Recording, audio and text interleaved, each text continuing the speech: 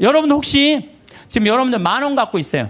10,000원 갖고 있으신 분들 내가 저 1,000원 좀 주실래요? 커피 한 잔 좀 뽑아 먹게? 그럼 여러분들 저한테 1,000원 줄 거야 안 줄 거예요? 주죠. 줘요. 아이 10,000원 중에 1,000원은 괜찮아요. 근데 만약에 여러분들이 1,000억을 갖고 있어. 1,000억을 갖고 있는데 내가 나 좀 돈 좀 쓰게 100억만 달라 그러면 여러분들 100억 줄 것 같아 안 줄 것 같아요? 아 이거 쉽지 않아요. 1,000원하고 100억하고는 달라요. 1,000원하고. 그래서 돈이 많은 사람들은요. 아마 지금 여기 있는 분들 준다 그래도 막상 1,000억 갖고 있는데 내가 100억 달라면 못 줘요. 100억이 그게 남의 집 애 이름이에요. 근데 나는 100억 필요 없어요. 근데 국가는 100억이 필요해요. 왜? 너 당신 대한민국을 상대해서 돈 벌었으니까 100억 주면은 이 100억 가지고 가난한 사람들 도와주겠다. 어려운 사람들 복지 이런 거 국가 문화재 이런 거 보호하겠다. 그러면은 좀 넓은 마음으로 내가 대한민국을 상대로 해서 돈을 벌었으면 내가 이 정도까지 은총을 받았으면 내가 100억 정도 내겠다. 이렇게 마음 먹으면은 아니 사람들이 존경하고 돈은 900억 남아있고 얼마나 좋아요. 근데 사람은요 이상해요. 900억은 생각하지 않고 그 100억이라는 엄청난 돈 이것도 아까운 거예요. 그러니까 벌진 아일랜드에다가 그냥 갔다가 우리나라 한 달에 한 300만 원 버는 사람들이 세금을 한 36만 원, 40만 원 정도 내요. 그냥 공식적으로 국가에. 근데 한 10억 버는 사람들은 1년에 한 3억 정도 내요. 물론 부자들이 많이 내요. 일반 평범한 우리 셀러리맨보다도 많이 내요. 근데 셀러리맨들은 떼어먹을 수가 없어요. 뭐 얼마를 떼어먹나요? 그걸 떼어먹어. 다 내요. 근데 이 돈 많은 사람들은요. 하여튼 우리가 이해할 수 없는 방법, 상상도 할 수 없는 방법으로 돈을 떼어먹어. 그러다 걸려갖고 감옥에 가는 거죠. 요즘 대한민국 교육을 보면은 저는 훌륭한 인격 쌓는 교육은 안 시키고 돈 쌓는 훈련만 시키는 것 같아요. 돈 버는 것만 가르치는 거예요. 돈 버는 법만 가르치고 돈을 제대로 의미 있게 쓰는 법을 안 가르치기 때문에 갑부가 돼도 단 한 푼도 나라를 위해서 어려운 이웃을 위해서 쓸 줄 모르는 분들 이런 분들을 뭐라고 그러냐면 졸부라고 그래. 졸부. 돈은 많은데 쓸 줄 모르는 사람들을 우리가 뭐라 그래? 졸부라. 졸부. 대부분은 안 그러시겠지만 금융가들, 재벌가들, 정치인들은 돈 쌓는 재미로 눈에 뵈는 게 없어요. 법도 그냥 눈에 안 보여. 그래갖고 정의라고는 찾아볼 길이 없고 정의로운 사회라는 인식 자체를 하지 않는 것 같아요. 여러분들 자녀들한테 뭐라고 그래요? 돈이란 몰라도 되고 크면 자연히 알게 되는 것이라든지 돈 일찍 아는 건 아이답지도 순수하지도 못한 것이라고 말하는 거 잘못된 거예요. 돈의 가치를 정확하게 알려줘야 돼요. 돈은 소중한 거다. 돈은 우리 인생 살아가는데 꼭 필요한 거다. 그런데 어떻게 벌어야 된다? 정직하게 벌어야 된다. 이걸 가르쳐줘야지 황금보기를 돌같이 알아라 뭐 이런 얘기만 해야 되니까 나중에 그냥 이상하게 돈을 버는 거예요. 예. 우리는 자식들한테 사람은 돈이 있어야 무시당하지 않아. 돈을 벌어야 해. 돈 없으면 무시당하고 돈 있으면 감옥에도 안 가. 이런 돈에 대한 부정적인 생각을 가르치면 안 된다는 거예요. 너희들 하느님이 돈 많이 벌게 해주는 거 축복받은 거야. 근데 이 축복받은 돈으로 어떻게 써야 돼? 가난한 이웃을 도와줘야 돼. 그래야지 애들이 돈에 대해서 긍정적으로 가지요. 돈은 뭐 나쁜 거고 이 조그만 게 머리에 피도 안 마른 게 벌써부터 돈부터 알아가지고 아니에요. 유대인들은요 어렸을 때부터 경제관념을 가르친다는 거예요. 그러니까 걔네들이 1년에 미국에서 사는 아들이 이스라엘에 30억 달러씩 이 이스라엘 본국에 돈 주잖아요. 나라를 위해서 쓰는 거 아니에요. 나라를. 우리는 뭐 버진 아일랜드에 떼어먹고 있는데 미국 애들은요 유대인들은 무서워요. 1년에 30억 달러 국가에 갖다 줘요. 그러니까 그 이스라엘이 저기 모슬렘 유곡 속에서 살아남는 거예요. 내가 강원도 사람이잖아요. 원주에 사시는 김영문이라는 분은 원주 근처 한 38개 복지시설에 이제까지 짜장면을 몇 개를 만들어줬냐면 72,000그릇을 만들어줬대. 이 사람이 부자냐? 운전기사인데 한 달에 120밖에 못 벌었대요. 근데 그 월급의 일부를 나눠서 짜장면을 자기 쉬는 날 그래갖고 막 짜장면을 만들기 위해서 막 살림살이를 하니까 부인이 저게 딴 살림 차렸나 그럴 정도로 오해할 정도로. 그러니까 친구가 정육 좀 하는 친구는 뭐라 그래요? 야, 내가 너 그렇게 짜장면 어려운 사람들 고아원 양로원에 가서 봉사하는데 내가 고기는 내가 대주마. 심지어 문막에 있는 시각장애우들은 우리가 밀가루 봉헌하겠다. 이런 사람들이 하늘나라 통장에 잔고가 많은 사람들이에요. 반대로 엄청난 돈이 있으면서도 가난한 이웃 돌보지 않고 돈 더 많이 벌어보겠다고 벌진 아일랜드에다가 알지도 못하는 섬에다가 회사 차려서 세금 떼어먹는 사람들 많아요. 이런 사람들 세상 통장에는 잔고가 많을지 모르겠지만 하늘나라 통장에는 잔고가 하나도 없는 분들이에요. 세상 통장에 돈 많은 거 그거 아무 소용없어요. 그리고 난 진짜 싫어하는 게 뭐냐면 동전 모아 어려운 이웃 돕는 문화 싫어해요. 물론 어린아이한테 동전을 모아갖고 어려운 이웃을 돕는 거 가르치는 거 좋아요. 하지만 우리 문화 전체가 쓰다 남은 동전 가지고 어려운 이웃을 돕는다. 이건 정말로 나쁜 거예요. 내가 재산 중에 정말로 일부분을, 소중한 일부분을 떼어서 어려운 이웃을 도와준다고 할 때 그건 의미가 있는 거예요. 지금 이 시대는 하느님을 꽉 붙잡고 살아야 되는데 돈을 꽉 붙잡고 사는 사람들이 너무 많아요. 돈만 있으면 행복이 올 것 같은데 사실은 그렇지 않습니다. 돈이 오히려 불행으로 가는 지름길인 경우가 많아요.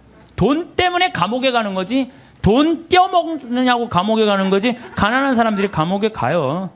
하늘나라 여건 있는 분들, 가슴에 이 여건 있는 분들 죽음을 맞이할 때도 씩 웃으면서 죽을 수 있는데 돈이 1조 원 있는 분들은 죽을 때 씩 웃고 못 죽어요. 1조 원을 쓰지도 못하고 내가 고스란히 남겨놓고 죽는데 웃고 지금 죽을 판이에요. 지금 내가 지금 더 살아갖고 저 1조 원 지금 누리고 살아야 되는데. 그래서 저는 죽음이라는 건 꼭 필요해요. 왜? 죽음은 만인 앞에 평등한 거예요. 돈 없는 사람이나 돈 1조 원 있는 사람 죽음 앞에는요, 아무리 1조를 들이대고 나 한 10년만 더 살게 해달라고 해도 죽을 땐 죽는 거예요. 죽을 땐. 그러니까 죽음이요, 우리가 여러분들 죽는 게 억울할 것 같지만 가난한 사람들한테는 억울하지 않아요. 평등을 실현하는 좋은 기회예요. 평등을 실현하는 기회. 정말로 행복하게 죽을 수 있는 분들은 살아있는 동안 모아둔 돈 어려운 이웃 다 나눠주고 본인 먹고 싶은 거 먹고 가보고 싶은데 가보고 여행도 좀 다니고 100살 때 신바람 나게 살다가 죽을 때 통장에 500만 원만 남겨놓고 그냥 죽는 게 제일 행복한 사람이에요. 만약에 여러분들 모은 재산 써보지도 못하고 그대로 놔두고 죽잖아요. 그러면은요, 자식들이 네가 더 갔느냐 내가 더 갔느냐 서로 싸우면서 원수돼서 안 만나는 경우 많습니다. 제가 장례식장에 뭐 초상이 나왔고 방문을 해서 가잖아요. 그러면은요, 아니 본당 신부가 왔는데도요 상주들이 안 나와요. 그래서 내가 물어봐요. 왜 상주 어디 갔느냐? 저 뒤에서 지금 부주공 갖고 싸우고 있다고. 정말 답답한 일이죠. 답답한 일이에요. 우리 큰형님한테 들은 얘기인데, 제가 잘 아는 분이, 큰형님이 잘 아는 분이 평소에 아주 가난하고 검소했대요. 그래서 자식들이 부모한테 돈이 많이 있는지 몰랐대요. 근데 아버지가 돌아가셨는데 통장에 10억이 있더래요. 그 아버지가 가난하고 검소하고 통장에 10억 들어있는지 몰랐을 때는 형제들이 우애가 좋았대요. 근데 10억이 딱 통장에 들어오니까 큰아들이 딱 쥐고 안 나눠주더래요. 나눠준다 말만 하고 계속 안 나눠준 거야. 그러면서 이게 법정 싸움을 간 거예요. 그래갖고 다 원수가 돼갖고 서로. 그래갖고 이제 이 부동산 업자가 그 집을 정리하러 가봤는데, 그 돌아가신 아버지 집을 정리하러 갔는데 에어컨도 떼어가고 텔레비전도 떼어가고 냉장고도 다 갖고 갔대요. 근데 안 갖고 간 게 아버지 영정사진하고 가족 사전만 정말로 먼지에 뒹굴더래요. 아무 의미가 없는 거예요. 그래서 여러분들 재산 남겨놓고 돌아가시는 거요, 결코 똑똑한 일이 아니에요.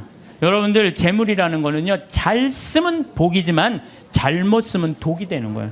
잘 쓰면. 그래서 여기 계신 분들, 아유 신부님 그래도 돈벼락 한번 맞아 죽고 내가 돈벼락은 한번 맞아보고 죽고 싶은 분들, 이런 분들 있을 거예요. 그런데 우리나라 돈벼락 맞은 재벌들을 내가 조사를 전부 다 해봤어요. 돈벼락 맞은 재벌가들 조사를 해보니까 그 유산 상속으로 법정 싸움 안 하는 재벌이 없어. 다 법정 싸움. 다. 여러분들이 아는데 다 하고 있어. 다. 근데 유일하게 안 하는 데가 LG만 안 한대. LG만. 나는 LG 사원이 아니에요. 그런데 LG 사원이 아닌데 그 보도에 보니까 부모님이 아주 가장 중요한 건 형제 우애다. 그래갖고 서로 그 구씨 집안들이 아주 잘하는 가장 대표적인 예라고 그러더라고요. 예. 여러분들 자식을요 아무리 돈이 많아도요 우애를 안 가르치고 돈만 먼저 가르치잖아요. 다 원수돼요. 그 무슨 소용이 있어요. 아무리 돈이 많으면 뭐해요. 사실 우리가 신부님 돈벼락 한번 맞아 봤으면 죽어도 여한이 없다고 그런 분들 있죠. 근데 사실 돈이 행복으로 연결된대요. 돈이 있으면 행복하대요. 돈 있으면 행복하지 않겠어요? 근데 어떤 사람한테 돈이 있으면 행복하냐면은 평생 주식이나 복권으로 얻게 된 일확천금이 아니고 안정적으로 늘어난 사람들에게 돈이 행복을 준다는 거예요. 잘 버는 것도 중요하지만 쓸 줄 모르면 진정한 부자가 아니에요. 여기 계신 분들 정말로 돈벼락 한번 맞아보고 싶죠. 실제로 로또에 당첨된 분들 통계를 보면은 로또 당첨되고 나면은 행복할 것 같으냐? 완전히 행복이 찾아오느냐? 아니래요.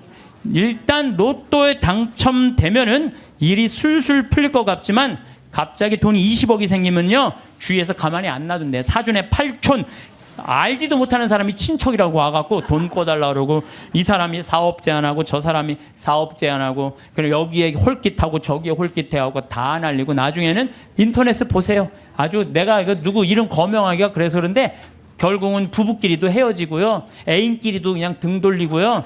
돈이요 사람과 사람을 이어주는 게 아니라 사람과 사람을 끊어주는 게 돈이에요. 영국에 28억 당첨된 사람이 있었어요.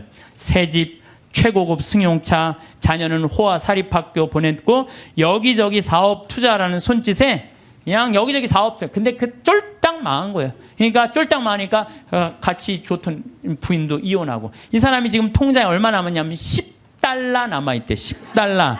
우리 돈으로 11,050원 정도 남아요. 11,000 한 500원 정도. 예.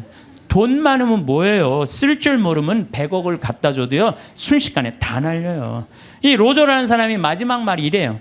복권 당첨을 되돌아보면 독이 든 성배와 같다. 독이 든. 예.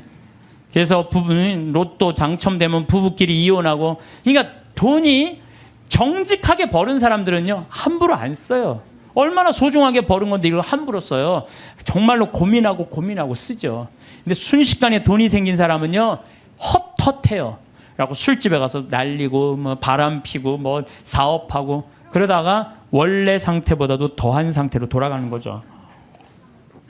물론 로또 당첨되고 잘 사는 사람도 의외로 많대요. 근데 이 사람들 근데 잘 사는 사람들은 싹 감춰갖고 잘 못 찾는데요. 근데 우리나라에 400억 로또 당첨된 분이 있어요. 경찰관인데. 근데 이분은요 얼마나 멋있느냐면은 자기 학교, 모교, 경찰서, 지역에 이 35억을 딱 기증을 한 거야. 그리고 난 다음에 공부를 한 거예요. 경영 공부를 하고 그러고 난 다음에 지금 중소기업을 아주 잘 운영을 하고 있대요. 이 사람은 400억을 운영할 수 있는 그릇이 된 사람이죠. 예. 그래서 돈벼락 맞은 사람들이 행복하게 사는 길은 뭐냐면 나누는 거예요. 나누는 거. 예. 나누면 이 사람의 생각이 건강해져요. 근데 거기다 돈 더 벌려고 그러고 떼돈을 벌으려고 그러면은 다 날리는 거지. 2010년 5월 강원랜드에 부부가 놀러를 갔어요. 면직 사업하는. 근데 이분이 얼마를 맞았느냐면 7억 6,680만 원을 맞은 거야. 로또 잭팟 맞은 거죠. 강원랜드에서. 근데 이 집이 빚이 있었대요. 근데 이 부부가 어떻게 했느냐면 이 돈을 전부 카이스트에 다 기증한 거예요. 카이스트. 왜? 이거는 우리가 노력해서 번 돈이 아니다. 이거 빚이 있었는데도 불구하고. 이야, 난 그 부부 정말로 멋있다고 생각해요. 왜? 저는 이렇게 생각해요. 그 돈으로 이 사람이 뭐를 했을지는 잘 모르지만은 그 돈 갖고 딴 거 하는 것보다 이렇게 딱 하면 다시 본 생활에 돌아와서 성실하게 살아요. 별 일 없이 그냥 열심히 살아요. 그게 행복한 거지. 그냥 여기 이제 돈벼락 맞고 싶은 분들 맞지 마세요. 이런 분들은 대한민국에도 큰일 하신 분들이지만은 하늘나라에도 공덕 쌓아 놓으신 분들이에요. 갑자기 많은 돈이 생기면요, 사람 미쳐요. 귀신이 쉬어요. 돈 귀신이 쉬어요. 돈이 많다고 행복한 건 아니에요. 제가 아는 어느 분, 여기 내가 여기서 들은 얘기예요. 여기 우리 봉사자들한테 들은 얘기. 대기업 그 해외 지사 이제 지사장으로 갔대요. 근데 이쪽 기업에서 딱 와갖고 술을 들이다 저녁에 먹이고 재정 상태에 대해서 물었대요. 근데 이 사람은 술을 못 먹는 사람이래요. 근데 기업 회장들이 먹이니까 어떻게 먹고 정신이 혼란한 상태에서 제대로 대답을 못했대요. 본국으로 돌아가자마자 바로 저기 해고를 당했대요. 해고를 당하고 저기 무슨 서해안 쪽에 횟집에 처형이 이제 그 하는 횟집에 이걸 날 서빙을 하고 있는 거야. 그 기가 막힌 해외 지사장이. 다른 사람들이 당신 그렇게 인맥도 넓고 능력도 있으니까 우리 회사 내가 스카우트 하겠다고. 그랬더니 이분이 하는 말이 내가 왜 이 좋은 자리를 관두느냐고. 서비스 생각 하나도 안 해도 되고 남 속이 안 와도 되고 이것만 날로 난 너무너무 행복하다. 난 지금 행복하다. 근데 이런 분들을 제가 많이 봐요. 막 큰 사업할 때보다 다 정리하고 욕심을 다 끊고 사니까 너무 행복하다는 분들 저는 정말로 많이 봅니다. 지금 제 강의를 듣는 분들 가운데서도 지금 쥐고 놓지 못하는 분들 많을 거야 지금. 지금 이거를 팔을까 말까 이거를 유지할까 말까 이런 분들 무지하게 많을 거예요. 놔보세요. 놔보면요 굉장히 편안해요. 그거 대도 안 되는 공장 운영하면서 매달 그냥 뭐 월급 마친다고 여기다 돈 끌고 저기다 평화로운 날이 하루도 없는 거야. 평화로운 날이. 싹 정리해보세요. 얼마나 마음이 편안한가. 뭘 그렇게 쥐려고 그러세요. 쥔다고 재물은 져지는 게 아니에요. 진다고 져지는 게 아닙니다. 재물은. 미국의 할리우드가 가장 성공한 사람들이 모여 사는데 거기가 우울증이 가장 많습니다. 구약 성서에 샘족은 9년 동안을 일하고 1년은 반드시 쉰대. 아무것도 안 하고. 그래서 저는 여기 계신 분들 남편이 뭐 한 20년 동안 하다가 구조조정 당해갖고 했어. 당신 빨리 나가서 돈 벌어. 이거 죽음으로 내보는 거예요. 당신 20년 동안 열심히 일했으니까 한 2년은 여행도 다니고 먹고 싶은 것도 먹고 하고 싶은 것도 하고 어디에 좀 피정도 하고 어디 학교도 좀 다니고 이러면서 재충전을 하는 사람들은 실패하지 않아요. 그런데 구조조정 당하자마자 뭘 해야 된다고 생각하고 가게 차리고 사업하는 사람들 거의 다 쫄딱 망해요. 통계적으로 한 95%가 망한대요. 그러니까 서두른다고 되는 일이 아니에요. 조금 여유 있게 살아가면요 덜 쓰면 되지. 뭘 그렇게 많이 쓰려고 그래요. 집에서 14장 3절에 보면 인색한 자에게 재물이 무슨 소용이 있으며 수존노가 돈을 가지고 무엇하랴.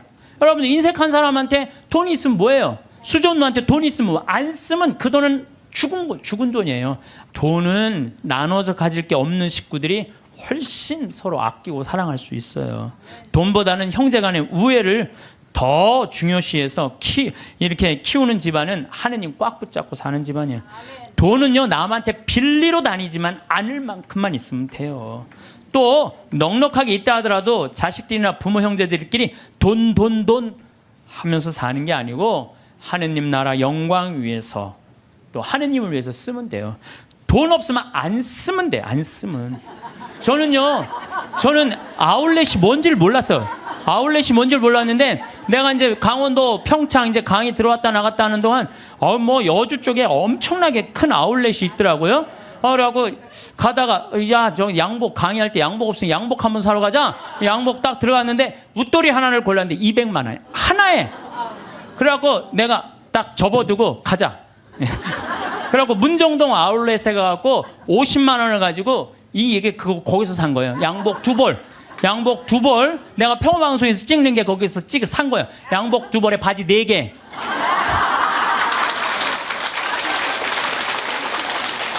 돈은요 없으면 안 쓰면 돼요. 안 쓰면 돼요. 없는데 쓰려고 그러니까 고통스러운 거예요. 집에서 18장 33절에 내 지갑 속에 아무것도 없으면서 꾼 돈으로 잔치를 벌이다 거지가 되지 마라. 그것은 사실 자신의 생명을 거스르는 행동이다. 그러니까 여러분들, 돈이라는 건요, 우리가 너무 나쁘다고 생각할 필요도 없고 너무 좋다고 생각할 필요도 없어요. 내가 돈의 노예가 안 되고 돈을 내가 부리는 주인이 돼야 돼요. 저는 돈만 모아놓았다가 한 푼도 못 쓰고 죽는 사람들 많이 봤어요. 뼈 빠지게 돈 모았다가 하루아침에 사기당해서, 나는 죽는 사람은 덜 억울해. 살아있는데 사기당해갖고 그냥 한 푼도 못 쓰고 쫄딱 망하는 사람들, 그런 사람들 보면요 정말로 저도 가슴이 아파요. 그분들 땅을 치고 통곡합니다. 먹고 싶은 거 안 먹고, 보고 싶은 거 안 보고, 다니고 싶은데 안 다니는데 그 돈을 어떻게 모은 돈인데 이 돈을 사기치느냐고. 때는 이미 늦어요. 때는 이미 늦어요. 여러분들 사기당하기 전에 쓰세요. 예. 우리 삶이 언제 끝날지 모르잖아요. 나중에 돈 벌면 내가 어려운 이웃과 하느님께 봉헌해야지 하는 사람들 끝까지 아무것도 못해요. 나중에 돈 벌면 한다는 사람 끝까지. 나는 나중에 보자는 놈 하나도 안 무섭고, 나중에 하느님한테 봉헌하겠다는 사람 하나도 안 믿어요. 내가 본당 신부할 때 정말로 잘 먹고 잘 살 때는 성당 찾아오지도 않아요. 근데 그냥 쫄딱 망하면 어디 하소연할 때도 없고 나한테 와서 그냥 하는 얘기가, 신부님 내가 이렇게 망할 줄 알았으면 성당에 신축금이라도 많이 해야 하는데 쫄딱 망하고 와갖고 그냥, 돈 있을 땐 눈에 뵈는 게 없는지 세상 무서울 것 없는 것처럼 거만하게 행동하다가 쫄딱 망하면 성당에서 나한테 그리고 이제 하소연하면서 더 화가 나는 게 돈 좀 꿔달라는 거. 돈 좀. 내가 돈이 어딨어요. 그리고 저는요 신념이 뭐냐면 그 달에 번 건 그 달에 다 쓰자, 이게 내 신념이에요. 그러니까 나는 누가 와서 사기치려고 그래도 사기당할 돈이 없어요. 그 달에 번 건 그 달에 다 쓰는데 사기당할 돈이 어디 있어요. 여러분들, 나중에 돈 벌면은 어려운 사람 돕겠다는 사람, 이 생각하는 사람 아예 머릿속에서 지우세요. 여러분, 2006년에요 미국은요 기부금이 얼마가 나왔느냐 하면 3,000억 달러가 나왔어요. 2006년에. 근데 우리나라 2006년 총 수출액이 얼마인 줄 알아요? 3,255억 달러예요. 우리나라 전체 수출액하고 미국 사람들 기부액하고 똑같아요. 미국 사람들은요 저금 통장 모아갖고 이 동전 가지고 3,000억 달러 절대 못 모아요. 모으면요 빌 게이츠, 워런 베핏 이런 사람들은요 300억 달러, 600억 달러 탁탁 기증하는 거예요. 그러니까 자기 재산 다 기증하는 거예요. 그리고 자기 자식들한테는 1,000만 달러 정도 남겨두는 거예요. 우리 지금 대한민국 사회의 재벌가들이 1조 원 넘는 사람들이 28명이나 된대요. 그런 사람들이 1조 딱 내봐요. 정말로 이게 나라가 달라져. 질이 달라져, 질이. 근데 그냥 그 1조 그것 그 중에 1, 2천억 그냥 내기 싫어갖고 그냥 벌진 아일랜드에다가 대고 그냥. 아유. 대한민국 사람들이요 한국 사람 상대로 해서 돈 벌었으면 한국에다 돈 내놔야지. 왜 돈을 빼돌려요? 여러분들 20년 전에 그리스라는 나라는 우리나라보다 훨씬 잘 살았어요. 근데 지금 그리스 쫄딱 망했어요. 내가 가보면요 그리스 사람들이 노숙자들 엄청나게 많아요. 예. 왜 쫄딱 망했어요? 그렇게 잘 사는 나라가 부자들이요 세금 다 해외로 빼돌린 바람에 그 나라 망한 거예요. 나라가 없으면은요 돈이 아무리 많아도 소용없어요. 나라가 없으면 국민들이 돈이 없는데 그 사람 돈 벌 수 있겠어요? 나라가 잘 살아야지 부자들도 잘 사는 거예요. 세금을 내야지. 왜 떼먹어요? 왜 떼먹어? 나는 요즘 뭐 버진 아일랜드 여기다가 조세 피난처 만들어 놓고 세금 떼어먹는 사람들 이렇게 보면은 왜 루카복음 12장 16절부터 21절까지가 생각나는지 몰라. 이게 무슨 얘기 나오냐면 부자가 소출이 너무 많았어. 그랬더니 고민해요. 이 많은 소출을 어떻게 할까? 그래. 내가 창고를 헐고 더 큰 창고를 줘서 내가 거기다 소출을 다 넣고 영혼에게 말하리라. 영혼아 걱정하지 마라. 너 먹을 거 많으니까 몇 년 동안 푹 쉬어라. 그랬더니 하느님이 와서 뭐라 그래? 아니다. 네가 좀 하늘나라에서 푹 쉬어야 되겠다. 네가 오늘 죽는 날이다. 너한테는 넉넉하면서도 하느님 나라를 위해서 가난한 너는 오늘 죽는 날이다. 여러분들, 돈이 아무리 많으면 뭐예요? 오늘 죽으면요 아무 소용이 없어요. 나는 창고를 져서 거기다가 쏟아넣는 그 이 부자나 버진 아일랜드에다가 그 몇백억 대고 갖다 놓고, 영혼아 걱정하지 말아라, 내가 버진 아일랜드에다 내가 돈 넣어놨으니까 너 오래 살아라. 오래 살기 쉽지 않아요. 세금을 내야지 왜 세금을 안 내요? 하다못해 예수님도 세금 냈어요. 마태복음 17장 24절을 보면요, 가파르나움, 갈릴레아 호수의 바로 위에 가파르나움 성전이 있어요. 그러니까 베드로한테 사람들이 물어봐요. 가파르나움 성전 사람들이, 니네들 왜 성전세를 안 내냐? 근데 성서를 보면 베드로는 역시 똑같아요. 일단 낸다고 우겨요. 낸다 우리. 성서를 보면 굉장히 웃겨요. 낸다 우리. 그리고 이제 예수님한테 가서 물어봐요. 예수님, 성전세 내려는데 어떻게 하면 좋으냐고. 그랬더니 예수님이 너 가서 물고기 잡으면은 그 물고기 입에 한 스타테르가 있을 것이다. 그거 내라. 스타테르는요 그리스로 은하 한 입인데, 그거는 돈이 얼마냐면 우리 이 대한민국 지금 기초 아주 최저 하루 근로비의 4배. 그러니까 16만 원 정도 되는 거예요. 우리가 3만 7천 원인가 3만 8천 원이가 하루 아주 최저 임금이거든요. 그러니까 16만 원 되는 걸, 아니 예수님도 낸 세금을 아니 왜 안 내냐 이거예요. 이 성서를, 난 이거 성서를 보면서 여기서 깨달은 진리가 있어요. 사소한데 목숨 걸지 말아라. 예수님도 지금 가장 큰 일은 뭐야? 하늘나라를 위해서 이 예루살렘에 올라가고 십자가 못 박혀 돌아가셔야 돼. 근데 그 세금 안 낸다고 우기면은요 아예 유대인 취급도 못 받아요. 그거 16만 원 뭐 많이 돈 드느냐? 그리고 그냥 스타테르 낸 거예요. 사소한데 목숨 걸지 말라는 거예요. 자기 재산이 1조 원이나 되는데 그 한 1,000억, 2,000억 내는 게 뭐가 아까워. 1,000억, 2,000억 내도 얼마가 남아요? 8,000억이 남아요. 8,000억. 아니 그 8,000억은 생각하지 않고 그 2,000억이 아깝다고 그걸 안 내갖고 감옥에, 지금도 감옥에 간 사람 있잖아. 며칠 전에 어젠가 그제 갔잖아요 감옥에. 그 많은 돈을 가지고도 왜 감옥을 가요? 내면 되지. 왜 사소한데 목숨 거냐 이거예요. 내 얘기는 그냥 통 크게 내면 되지. 저는 부자들은 하늘나라 들어가기가 낙타가 바늘구멍 뚫고 지나가는 것보다 힘들다고 한 예수님 말 전 이해가 돼요. 우리가 미국 여행 갈 때 옛날에, 지금은 안 그렇지만 은행 통장에 잔고가 얼마나 있느냐, 뭐 3천만 원, 5천만 원 있느냐에 따라서 여권 비자 발급 받는 게 쉬웠어요. 우리도 하늘나라 갈 때 하느님이 물어볼 거예요. 너 하늘나라 은행 통장에 잔고가 얼마나 있느냐. 여러분들 하늘나라 통장에 잔고가 얼마나 있어요? 여러분들 내가 이거 하늘나라에 저금하는 거야 라고 저금해둔 돈들, 내가 이거 하늘나라에 저금하는 거야 라는 마음으로 저금한 것들, 그 가끔 그런 거 있잖아요. 내가 어딜 도와줄 때 이게 좀 힘든 돈이야, 내가 1,000만 원, 2,000만 원을 도와야 돼, 그래 내가 이거 하늘나라에 저금하는 거야, 탁 도와주는 액수가 여러분들 얼마나 돼요?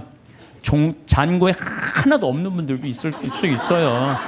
나를 위해서 쓰다 보니까 하늘나라에는 하나도 안 쌓을 수가 있어요. 마태복음 25장 보면은 이 마지막 날 최후의 심판 때 한쪽 오른쪽, 양들은 오른쪽으로, 염소는 왼쪽으로 갈라요. 그리고 예수님이 이렇게 말해요. 너희들은 내가 굶주렸을 때 먹을 것을 주었고, 목말랐을 때 마실 것을 주었고, 나그네 되었을 때 따뜻하게 맞아 주었고, 헐벗었을 때 입을 것을 주었고, 병들었을 때 돌보아 주었고, 감옥에 갇혔을 때 찾아 주었다.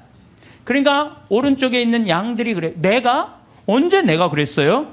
내 이웃 하나한테 해준 것이 곧 나에게 해준 것이다. 기가 막힌 말이죠. 우리 동학사상 1800년에 마지막에 그 동학사상 할 때 인내천 사상이라고 있죠. 사람 안에는 하늘이 있다. 우리 안에는 전부 다 하늘이 들어있다. 예수님은요 우리를 다 당신의 분신으로 생각했던 거야. 여기 있는 분들 전부 다 누구 분신이야? 예수님 분신이에요. 내가 언제 당신 목말랐을 때, 굶주렸을 때, 헐벗었을 때, 병들었을 때 언제 돌봐줬느냐? 내 이웃한테 해준 것이 곧 나에게 해준 것이다. 그러니까 여러분들 정말로 병들고 정말 아프고 헐벗고 가난한 이웃에게 해주는 건 곧 누구한테 해주는 거예요? 이거 통장 잔고 많은 거예요, 적은 거예요? 많은 분들이에요. 근데 왼쪽에 있는 염소들한테는 뭐라 그래? 너희는 내가 헐벗었을 때, 목말랐을 때, 굶주렸을 때, 병들었을 때, 감옥에 갔을 때 한 번도 찾아온 적이 없다. 내가 언제 주님인 줄 알았으면 우리가 찾아갔는데 언제 주님께서 그러셨느냐고. 내 이웃에게 해주지 않은 것이 곧 내게 해주지 않은 것이다. 여기 계신 분들 가운데 무료 급식에 참여하시는 분들, 감옥, 교도소 봉사하시는 분들, 병원, 내가 병원 봉사자들한테 강의 많이 다녀. 여의도 뭐 순복음병원, 여의도 교회, 여의도만 나오면 순복음이 나오네. 여의도 성모병원, 강남 성모병원, 뭐 인천병원, 이렇게 내 봉사자들한테 강의 많이 다녔거든요. 근데요, 병원의 봉사자들이 200명, 300명 돼요. 우리 천주교 교우들이. 이분들 다 뭐 하는 거예요?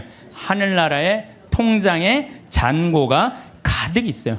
하느님을 내가 꽉 붙잡고 있고 내 삶 전체가 하느님께 봉헌된 분은 지난번에 우리 최재용 신부님 어머니처럼 93살에 돌아가실 때 아들 손을 잡고 어떻게 돌아가실 수 있다고 씩 웃으면서 돌아가실 수 있어요.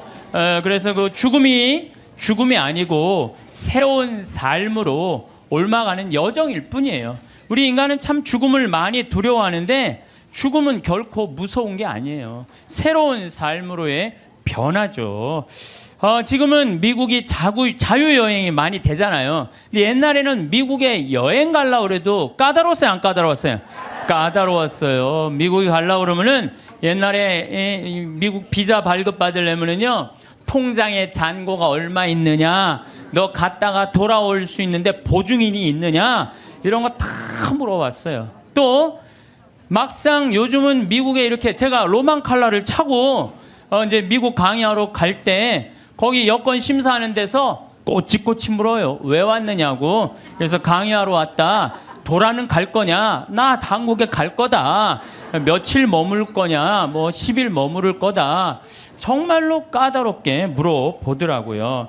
여러분들 만약에 하늘나라에 막 들어가려고 그럴 때 이 베드로 성인이 물어볼 거예요. 너 성당은 열심히 다녔느냐? 또 가난한 이웃은 잘 돌보았느냐? 회개는 많이 했느냐? 하늘나라 열쇠 쥐고 있는 분이 다행히 베드로라 정말로 다행이에요.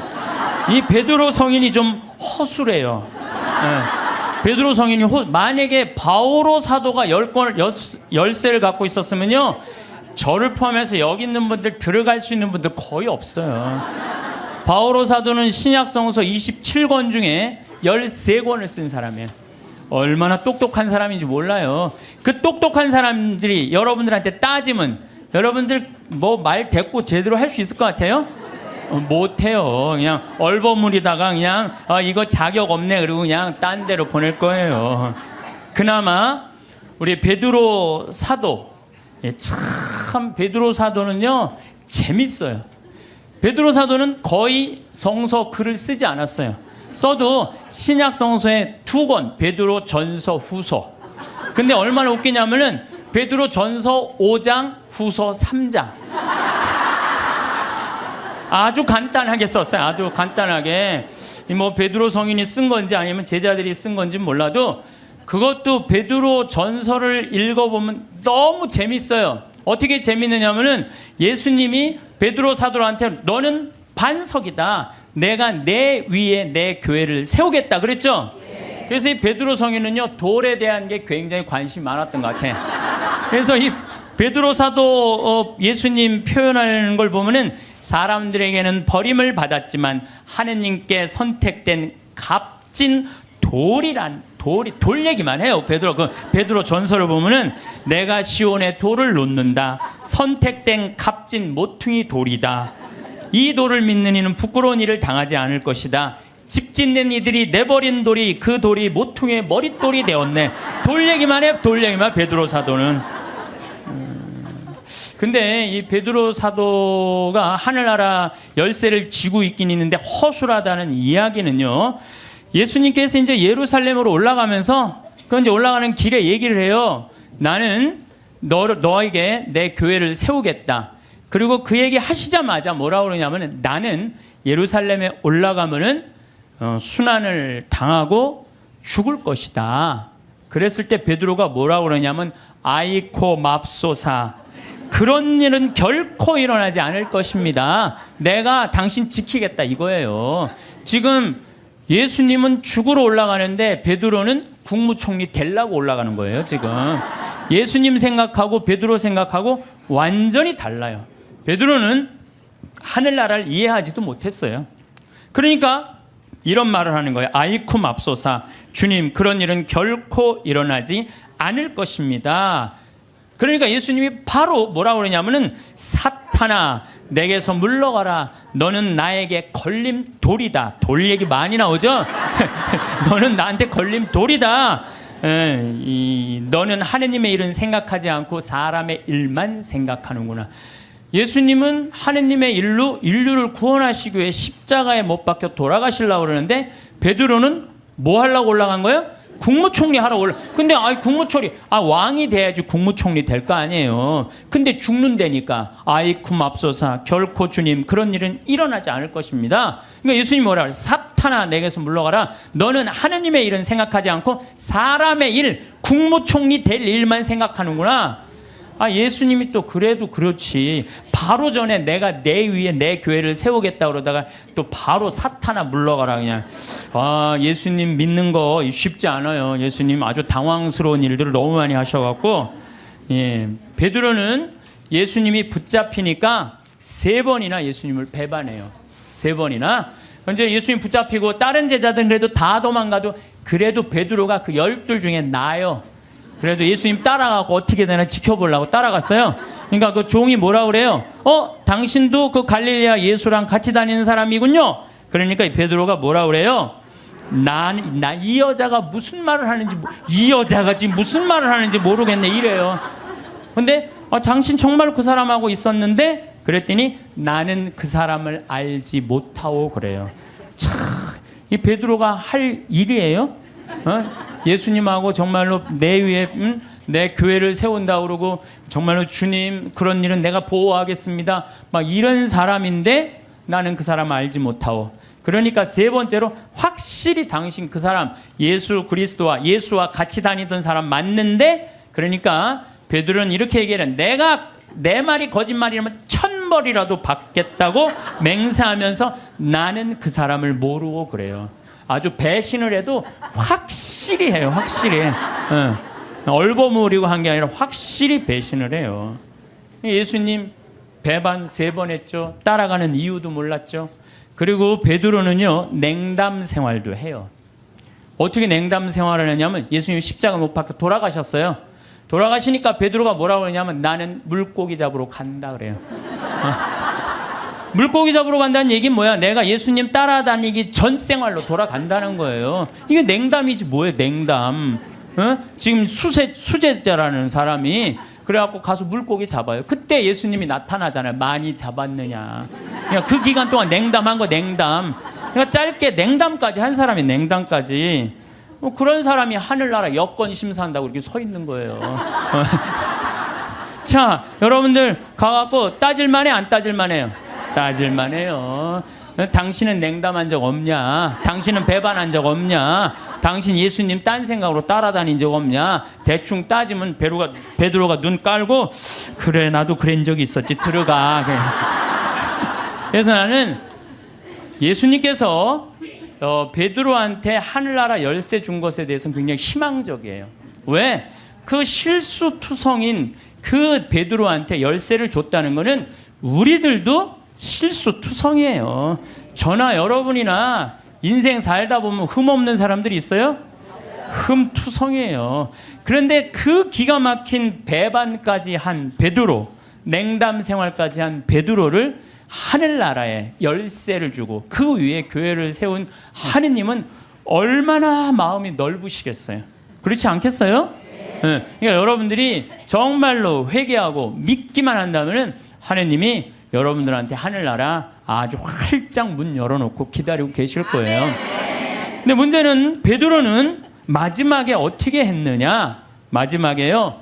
바티칸 지금 그 베드로 성전이 언덕이거든요. 거기에 십자가에 제대로도 아니고 거꾸로 못 박혀서 죽었어요. 내가 어떻게 감히 스승님하고 똑같이 똑바로 매달려 죽느냐라는 그럴 자격 없다. 거꾸로 얼마나 고통스럽게 해서 피가 거꾸로 몰리는 건데, 그러니까 마지막에 정말로 하느님 증언을 확실하게 하고 갔죠. 베드로만 그런 게 아니야. 다 두고 도망간 제자들, 그러니까 12사도가 요한 사도만 빼놓고 다 목숨 순교를 하고 죽어요.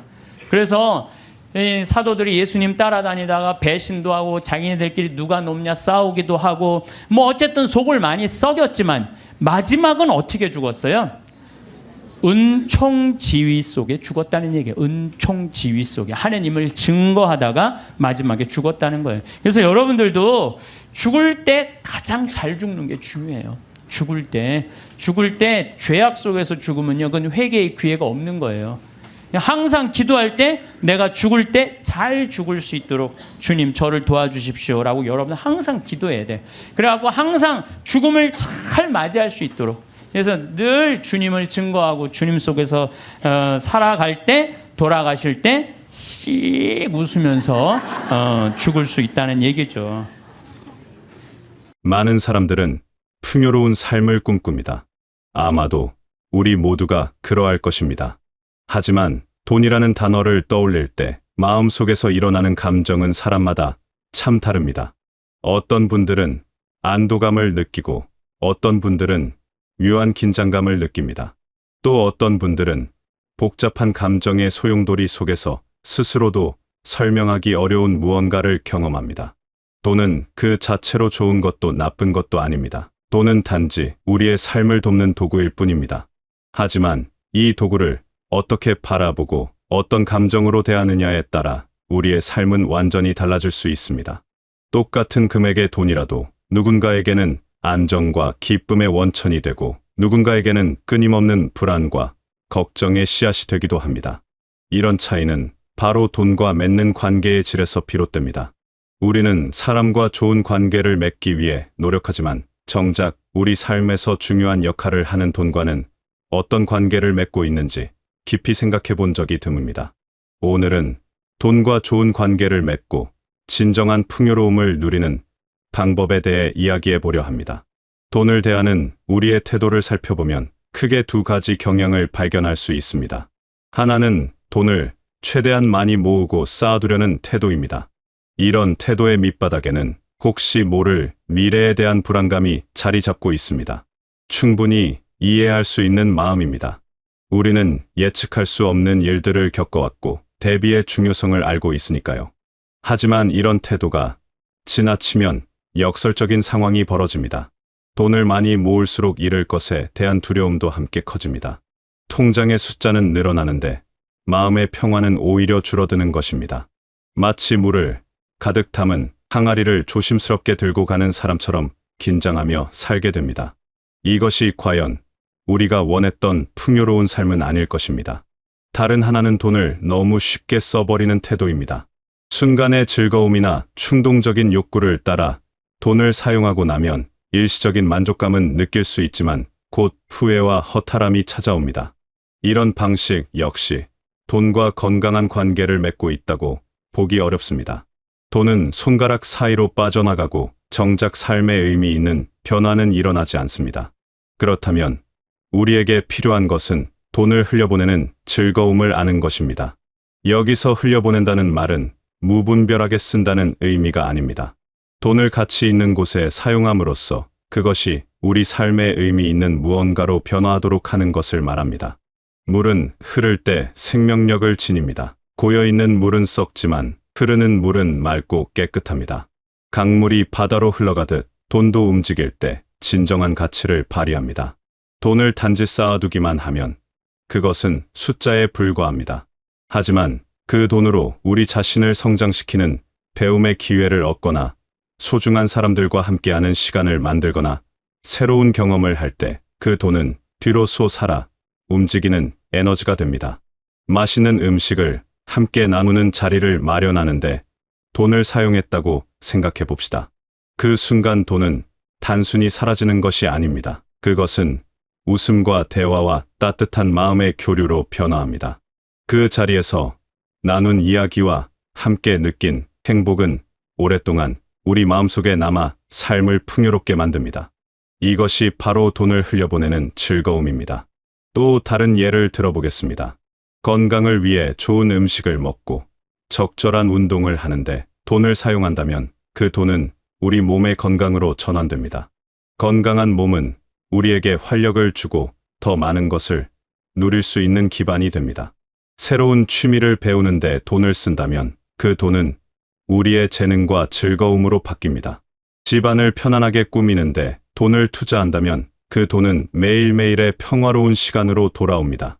이렇게 돈을 흘려보낼 때 우리는 단순히 돈을 잃는 것이 아니라 그것을 더 가치 있는 형태로 변환시키는 것입니다.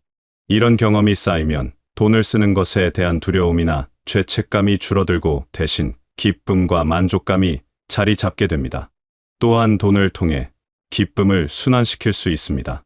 돈과 좋은 관계를 맺는다는 것은 돈을 긍정적인 감정과 연결하는 것입니다. 우리가 누군가에게 작은 선물을 하거나 감사의 마음을 표현할 때 돈을 사용한다면 그 돈은 기쁨과 감사의 매개체가 됩니다. 이렇게 돈을 쓸 때 우리는 단지 물질을 교환하는 것이 아니라 마음을 나누는 것입니다. 받는 사람은 물론이고 주는 사람의 마음에도 따뜻한 온기가 퍼집니다. 이런 방식으로 돈을 사용하면 돈에 대한 우리의 감정도 점차 변화합니다. 돈이 불안의 대상이 아니라 기쁨을 전하는 수단이 되는 것입니다. 더 나아가 돈을 통해 순환되는 긍정적인 에너지는 결국 우리에게 돌아옵니다. 이것은 신비로운 이야기가 아니라 삶의 자연스러운 원리입니다. 우리가 세상을 향해 선한 마음을 내보낼 때 세상도 우리를 향해 문을 엽니다. 돈을 긍정적인 방식으로 사용하는 사람 주변에는 자연스럽게 좋은 기회와 인연이 모여듭니다. 가족을 위해 정성껏 준비한 식사 자리에서 모두가 함께 웃고 즐거워하는 모습을 봅니다. 그 순간 사용한 돈은 결코 아깝지 않습니다. 오히려 그보다 훨씬 더 큰 가치를 만들어냈다고 느끼게 됩니다. 어려운 이웃을 도울 때 쓴 돈 역시 우리 마음에 깊은 보람과 따뜻함을 남깁니다. 이런 경험들이 쌓이면 돈은 우리에게 부담이 아니라 삶을 더욱 풍성하게 만드는 친구가 됩니다. 돈과 좋은 관계를 맺기 위해 꼭 기억해야 할 것이 있습니다. 돈을 목적이 아닌 수단으로 대하는 것입니다. 이 둘의 차이는 매우 큽니다. 돈을 버는 것 자체가 삶의 목적이 되면 우리는 쉽게 지칩니다. 아무리 많은 돈을 벌어도 만족하기 어렵습니다. 돈의 액수에는 끝이 없기 때문입니다. 항상 더 많이 벌어야 한다는 압박감 속에서 살게 되고 현재의 행복을 누리지 못합니다. 이런 상태에서는 통장의 숫자가 아무리 커져도 마음은 가난합니다. 하지만 돈을 수단으로 바라보면 상황이 완전히 달라집니다. 내가 원하는 삶은 무엇인가를 먼저 생각해 봅니다. 나의 행복은 어디에 있는가를 찾아봅니다. 가족의 편안함을 위해 무엇이 필요한가를 살펴봅니다. 나는 어떤 새로운 도전을 하고 싶은가를 고민해 봅니다. 이런 것들을 먼저 정하고 그것을 이루기 위한 수단으로 돈을 바라볼 때 우리는 돈을 훨씬 더 현명하고 기분 좋게 사용할 수 있습니다. 건강을 유지하는 것이 중요하다고 생각한다면 좋은 음식을 먹고 적절한 운동을 하는데 돈을 사용하는 것이 가치 있습니다. 새로운 것을 배우고 싶다면 그것을 위해 돈을 쓰는 것이 의미 있습니다.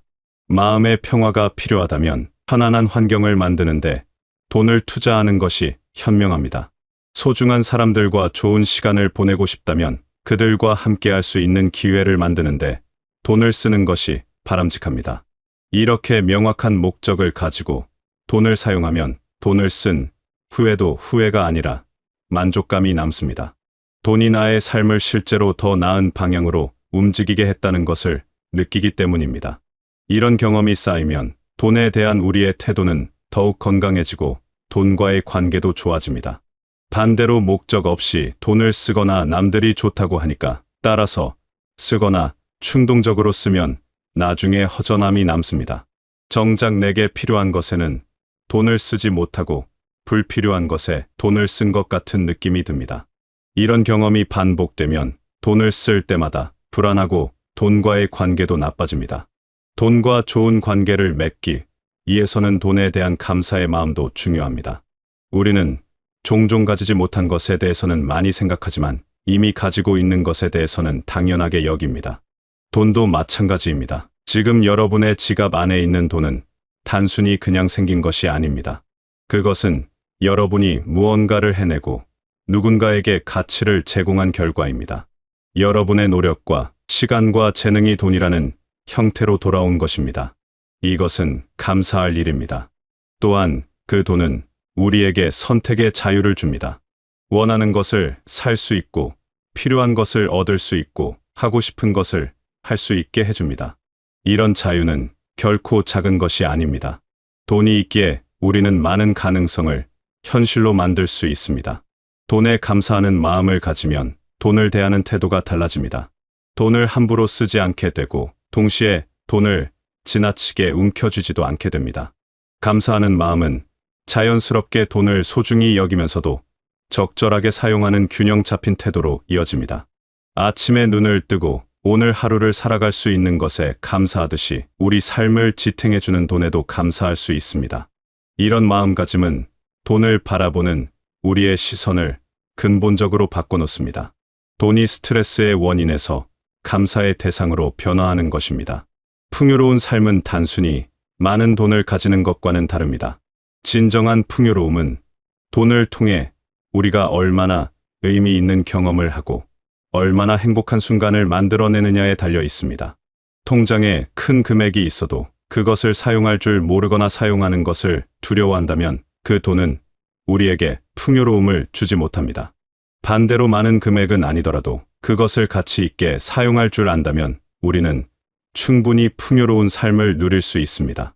돈과 좋은 관계를 맺는다는 것은 결국 돈을 우리 삶의 주인으로 만드는 것이 아니라 우리 삶을 더 좋게 만드는 협력자로 여기는 것입니다. 돈을 불안의 근원이 아니라 삶을 돕는 고마운 도구로 그리고 좋은 친구처럼 대할 때 우리는 돈을 훨씬 더 잘 활용할 수 있게 됩니다. 이런 태도의 변화는 하루아침에 일어나지 않습니다. 오랜 습관과 생각의 패턴을 바꾸는 것은 시간이 필요한 일입니다. 하지만 조금씩 의식적으로 노력한다면 반드시 변화는 찾아옵니다. 오늘부터 돈을 쓸 때 잠시 멈추어 생각해 보십시오. 이 돈이 나의 삶에 어떤 의미를 더할 것인지를 생각해 봅니다. 이 돈의 사용이 나에게 기쁨을 줄 것인지를 살펴봅니다. 이 돈으로 누군가와 좋은 마음을 나눌 수 있는지를 고민해 봅니다. 이렇게 의식적으로 생각하면서 돈을 사용한다면 여러분은 이미 돈과 더 좋은 관계를 맺기 시작한 것입니다. 그리고 돈을 벌었을 때도 잠시 멈추어 감사해 보십시오. 이 돈이 내게 오기까지 내가 무엇을 했는지를 되돌아봅니다. 이 돈이 내게 어떤 가능성을 열어주는지를 생각해 봅니다. 이런 생각을 하면서 돈을 받아들인다면 돈은 여러분에게 부담이 아니라 축복으로 느껴질 것입니다. 돈과 좋은 관계를 맺으면 신기한 일들이 일어납니다. 같은 금액의 돈이라도 더 큰 만족감을 줍니다. 돈을 쓸 때 죄책감이나 불안감 대신 기쁨과 평화를 느낍니다. 돈을 벌 때도 억지로 하는 것이 아니라 내가 제공하는 가치에 대한 정당한 보상으로 받아들이게 됩니다. 또한 돈과 좋은 관계를 맺으면 돈에 대한 집착에서 벗어날 수 있습니다. 역설적이게도 돈을 덜 집착할수록 돈은 더 자연스럽게 우리 곁에 머뭅니다. 우리가 돈을 건강하게 사용하고 순환시킬 때 돈은 다시 우리에게 돌아오기 때문입니다. 돈이 흐르는 곳에는 생명력이 생깁니다. 돈을 막아두고 움켜쥐면 에너지가 정체되지만 돈을 적절히 사용하고 순환시키면 새로운 기회와 가능성이 열립니다. 이것은 자연의 이치와도 같습니다. 강물이 흘러야 생명이 자라나듯이 돈도 흘러야 풍요로움이 생겨납니다. 여러분의 삶에서 돈이 두려움의 대상이 아니라 감사의 대상이 되기를 바랍니다. 돈이 여러분을 지배하는 것이 아니라 여러분이 돈을 지혜롭게 다루는 주인이 되기를 바랍니다. 돈을 통해 여러분이 원하는 삶을 만들어가고 여러분이 사랑하는 사람들과 기쁨을 나누며 여러분 자신의 성장과 행복을 위해 의미 있게 사용하기를 바랍니다. 풍요로움은 멀리 있지 않습니다. 그것은 바로 지금 여러분의 손안에 있는 돈을 어떻게 바라보고 어떻게 사용하느냐에 달려 있습니다. 돈과 좋은 관계를 맺으면서 매일매일 작은 기쁨을 누리고 의미 있는 경험을 쌓아가며 진정으로 풍요로운 삶을 살아가시길 바라겠습니다.